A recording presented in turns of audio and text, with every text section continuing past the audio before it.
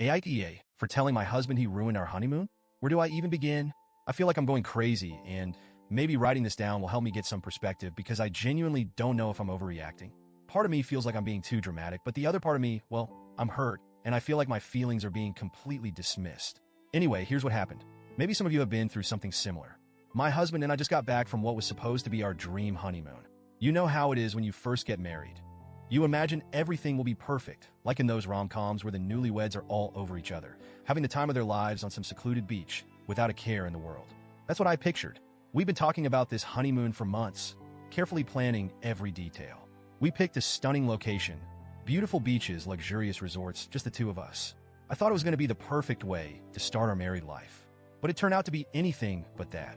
A few weeks before the wedding, my husband, let's call him M, started casually mentioning how it could be fun to invite his best friend and his wife to join us for a few days of the honeymoon.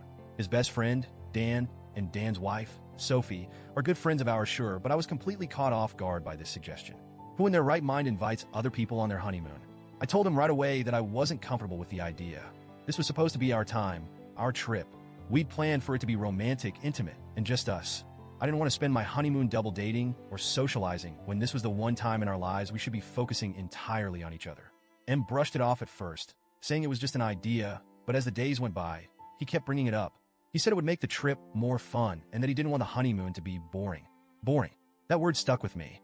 I couldn't believe he thought spending time alone with me on a tropical island would be boring. But I let it slide, figuring maybe he was just anxious about the trip or overthinking things. I thought I made it crystal clear that I wasn't okay with him coming. I really thought I had put my foot down. So imagine my shock when we get to the resort. This gorgeous, dreamy place we'd both been so excited about. And there, in the hotel lobby, waiting for us, were Dan and Sophie. I froze. My heart dropped into my stomach. I was trying to make sense of what I was seeing. Why were they there? Did they just happen to book the same place? But then M, with this big grin on his face, turned to me and said, "Surprise." I invited them to join us for part of the trip, as if it was some kind of wonderful gift he had just given me. I couldn't even speak. I just stared at him, then at Dan and Sophie, who were all smiles like this was the greatest plan ever. Meanwhile, I felt like crying. I wanted to scream. I wanted to ask him why he thought this was okay when I had told him multiple times that I didn't want to share our honeymoon with anyone. But I didn't want to make a scene in front of our friends. So I smiled and hugged them, pretending everything was fine. Inside, though, I was fuming. That set the tone for the rest of the trip. We ended up doing almost everything together with Dan and Sophie. Every meal was a double date, every activity was a group activity, and there was zero alone time for just me and M. There were so many times when I tried to subtly hint that we should spend time alone, but every time I did, M would brush me off. He'd say things like, "We'll get our alone time later," or "We can do something together next time." But that time never came.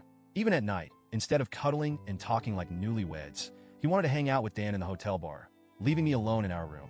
I tried to make the best of it. I kept telling myself that I didn't want to ruin the mood or seem ungrateful. But honestly, I felt invisible. It didn't feel like a honeymoon anymore. It felt like a random group vacation. Then on the last day of the trip, I finally broke down. We were all at dinner, and Dan and Sophie started talking about how we should plan another trip together soon. I just couldn't take it anymore. I blurted out, "Maybe next time, M, and I can actually have a vacation, just the two of us," in this sarcastic tone that I didn't even mean to use. Everyone went quiet, and I could feel him glaring at me, but I didn't care. That night, back in our room, I confronted him. I told him that I felt like he had ruined our honeymoon by inviting them, and that he hadn't respected my feelings at all. Instead of apologizing, M got defensive. He said I was overreacting, that it wasn't a big deal, and that I should be happy we got to go on a trip at all. He even had the nerve to say, "We can always have another trip. It's not like this is the only vacation we'll ever go on." But that's not the point.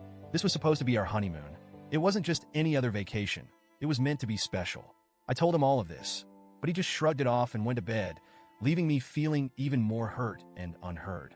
Now that we're back home, things are still tense.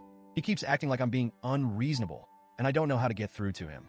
I've tried explaining that it wasn't just about the trip itself, but about the fact that he didn't listen to me or respect my boundaries.